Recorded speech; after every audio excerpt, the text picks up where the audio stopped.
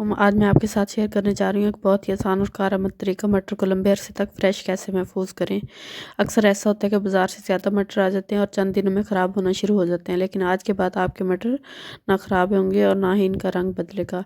मैं आपको step by step बताऊँगी कि मटर कैसे निकालने हैं, कैसे तैयार करने हैं और किस तरह फ्रीज़र में स्टोर करना है, ताकि जब भी पुलाव, सब्ज़ी या सालन बनाना हो तो बस निकालें और फ़ौरन इस्तेमाल करें। तो 8 केजी मैंने मटर लिए हैं और जो डैमेज मटर थे वो मैंने निकाल दिए हैं, ताकि सेव करते हुए ये ख़राब ना हो बाकी मटर भी। तो मटरों को मैंने हाथों से निकाला है। अक्सर आपने वीडियो में देखा होगा कि लोग कहते हैं कि मटर को छिलकों समेत बॉयल कर लें या शॉपिंग बैग में डालकर स्पिनर में डालकर 5 मिनट के लिए स्पिनर चला दें तो मटर निकल आएंगे, लेकिन हकीकत ये है कि ये सब बातें सिर्फ वीडियो की हद तक महदूद हैं। मटर निकालने का असल और सही तरीका यही है कि इन्हें हाथों से ही निकाला जाए। कोई शॉर्टकट नहीं होता, ख़ास तौर पर जब मिकदार ज़्यादा हो। तो बातों बातों में आराम से बैठकर मैंने सारे 8 केजी मटर निकाल लिए हैं। मेहनत ज़रूर है, लेकिन जब साफ़ और फ्रेश मटर तैयार होते हैं तो दिल खुश हो जाता है।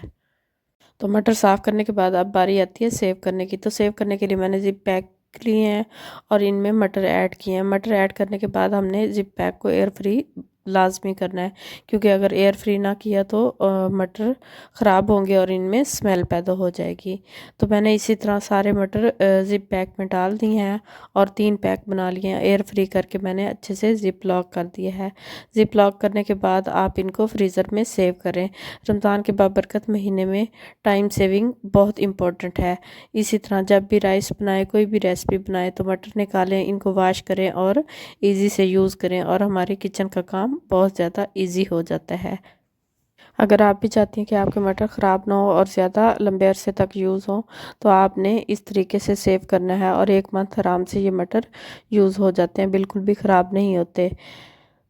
अगर आपको आज की ये छोटी सी वीडियो पसंद आई हो तो वीडियो को लाइक करें, शेयर करें और चैनल को सब्सक्राइब करना नहीं भूलें।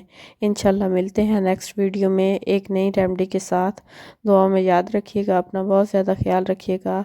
रमज़ान मुबारक। तब तक दीजिए इजाज़त। अल्लाह हाफिज़।